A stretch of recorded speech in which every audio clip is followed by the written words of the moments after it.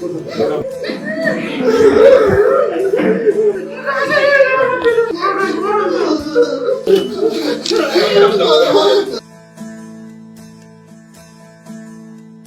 పని చేసింది ఆడ? ఇక్కడ పని అక్కడ చేసుకుంటాం. లేబర్ పనేనా ముఖ్యంగా? ఏంది లేబర్ పనిలో కూడా కన్స్ట్రక్షన్ లోనా? ఎలా? Aluminium factory.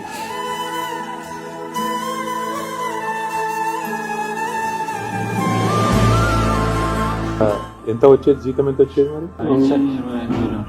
నెలకి 25,000. ఇంత ఉండు ఎక్కడ ఉండేది మరి? ఫ్యాక్టరీలోనే ఉంటుంది. 12 గంటల డ్యూటీ సార్. 12 గంటలు డ్యూటీ. 12 గంటలు. పొద్దున 7 గంటలకు ఎక్కడ ఉంటారు. భోజనం వాళ్ళే పెడతారా? లేదు సార్, మనం అనుకొని. కేసు ఎట్లా అయింది అసలు ఇది?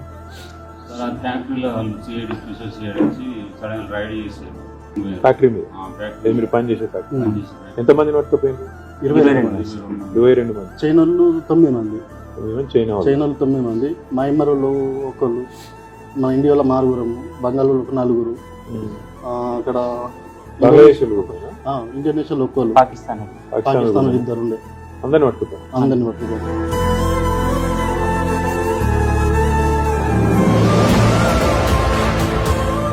లేకపోతే మా జీవితం అసలు వెళ్ళకపోతుంది.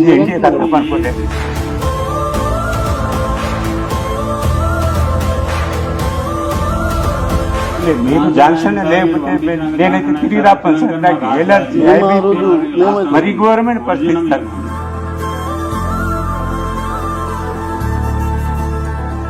జాన్సన్ అన్న వచ్చిన రోజే మాకు పానం వచ్చింది. మాకు వచ్చింది, మేము బయటకి వెళ్తాం, ఇంటికి పోతామని నమ్మకం వచ్చింది. అంతవరకు అసలు నమ్మకం లేదు.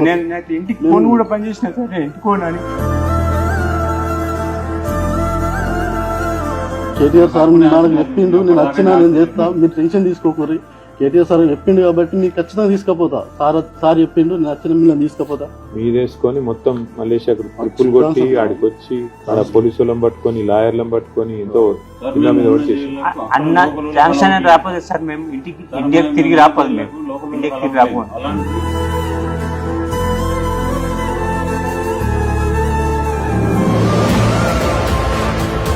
అంటే నాలాంటి పరిస్థితి ఎవరికి రావాలి. అంత చిన్న పిల్లల్ని పట్టుకొని నేను బయటికి వెళ్ళలేక, లోపల ఉండలేక, అసలు తినడానికి కూడా బాగా కష్టమైంది. టెన్షన్ పడకు, నీ పిల్లలతోని కొద్దిగా మంచిగా ప్రశాంతంగా గడుపు. ఒక వారం తర్వాత జానన్న నేను హెల్ప్ చేస్తాను. Don't worry. ఓకే.